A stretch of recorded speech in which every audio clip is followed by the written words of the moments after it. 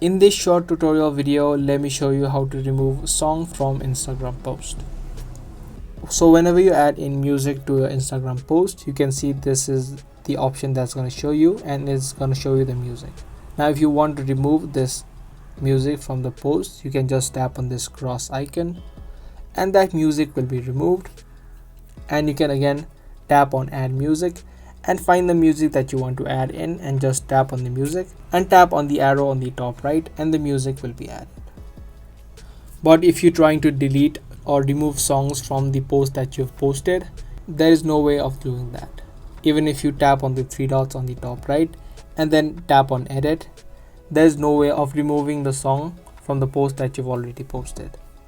You'll need to remove the entire post and then post it again with a different song this time. That is the only thing that you can do, and there is no way of removing the song from the post that is already posted. So I hope you guys found this video helpful. If you did, be sure to subscribe, share, and also give this video a thumbs up.